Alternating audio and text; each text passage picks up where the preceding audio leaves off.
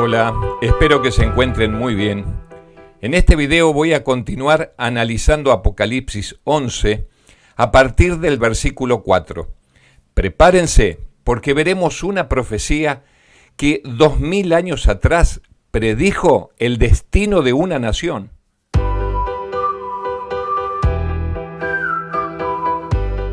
Escuchen ahora algo muy interesante. Apocalipsis 11 afirma que cuando se termina el período en que los dos testigos profetizan vestidos de cilicio, esto ocurrió alrededor del año 1798, aparece una bestia que sube del abismo, que les haría la guerra y les daría muerte. Dice, cuando hayan acabado su testimonio, la bestia que sube del abismo hará guerra contra ellos y los vencerá y los matará. En muchas de las naciones de Europa, los poderes que gobernaban la Iglesia y el Estado habían permanecido bajo el dominio de Satanás por medio del papado. En esta profecía podemos ver una nueva manifestación del poder satánico. Con el pretexto de reverenciar las Escrituras, Roma las había mantenido aprisionadas en una lengua desconocida, el latín, y las había ocultado al pueblo. Durante la época de su dominio, los testigos, el Antiguo y el Nuevo Testamento, profetizaron vestidos de cilicio. Pero otro poder, la bestia que sube del abismo, iba a levantarse para combatir abiertamente contra la palabra de Dios. La Reforma Protestante pretendió llevar el conocimiento de la Biblia a todos los países europeos. Muchos aceptaron gustosamente y les fue muy bien. En otros, la situación fue muy distinta. En algunos el papado consiguió hasta cierto punto cerrarle la entrada y la luz del conocimiento de la Biblia, con sus influencias ennoblecedoras, quedó casi excluida por completo. Pero hubo un país, aunque la luz logró penetrar, las tinieblas no permitieron apreciarla. La guerra que se hizo en Francia contra la Biblia durante tantos siglos llegó a su mayor grado en los días de la Revolución. Esa terrible insurrección del pueblo fue el resultado natural del exterminio que Roma había hecho de las Sagradas Escrituras. Sigue diciendo la profecía, y sus cadáveres estarán en la plaza de la grande ciudad que en sentido espiritual se llama Sodoma y Egipto, donde también nuestro Señor fue crucificado. Y los de los pueblos, tribus, lenguas y naciones verán sus cadáveres por 3 días y medio y no permitirán que sean sepultados. La gran ciudad, en cuyas calles son asesinados los testigos y donde yacen sus cuerpos muertos, se llama simbólicamente Egipto. De todas las naciones mencionadas en la historia de la Biblia, fue Egipto la que con más osadía negó la existencia del Dios vivo y se opuso a sus mandamientos. Ningún monarca resistió con tanto descaro a la autoridad del cielo como el rey de Egipto. Cuando se presentó Moisés ante él para comunicarle el mensaje del Señor, el faraón contestó con arrogancia: ¿Quién es Jehová para que yo oiga su voz y deje ir a Israel?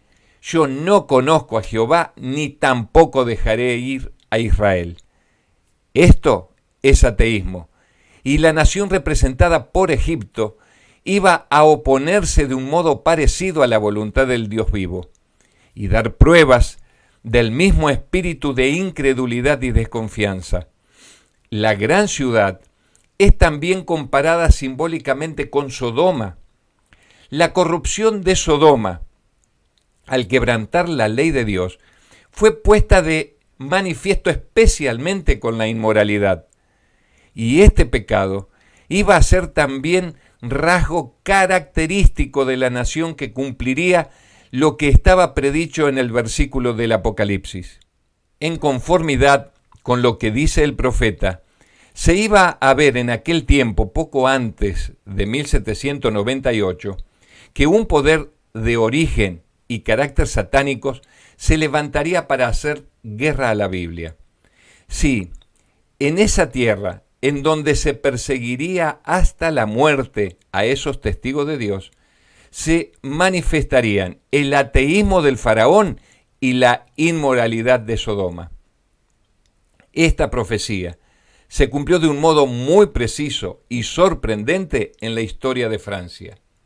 Durante la Revolución de 1793, Francia ha sido la única nación del mundo acerca de la cual consta en forma auténtica que fue una nación erguida en rebelión contra el autor del universo. Muchos blasfemos, muchos infieles había en Inglaterra, Alemania, España y en otras partes. Pero Francia fue la única nación en la historia del mundo que, por decreto de su Asamblea Legislativa, declaró que no hay Dios, cosa que alegró a todos los habitantes de la capital y entre gran parte de la mayoría de otros pueblos. Cantaron y bailaron hombres y mujeres al aceptar el manifiesto. Francia presentó también la característica que más distinguió a Sodoma. Durante la Revolución se manifestó una condición moral tan degradada y corrompida que puede compararse con la que acarrió la destrucción de las ciudades de la llanura. El ateísmo y la prostitución de Francia, entre toda la destrucción que originó también, se encargó de reducir el contrato matrimonial a un mero contrato civil de carácter transitorio. La profecía también dice, en donde también el Señor de ellos fue crucificado. En Francia se cumplió también este rasgo de la profecía. En ningún otro país se había desarrollado tanto el espíritu de enemistad contra Cristo. En ninguno había hallado la verdad tanta acerba y cruel oposición. En la persecución con que Francia afligió a los que profesaban el Evangelio, crucificó también a Cristo en la persona de sus discípulos. Con respecto a la persecución de cristianos en Francia, bien se podría hacer un largometraje, pero no quiero abusar del tiempo en los videos que les comparto. En el próximo tema seguiré analizando esta etapa tan oscura de la historia. No te olvides de dar un like al video y suscribirte al canal si aún no lo hiciste. Hasta pronto, Dios los bendiga.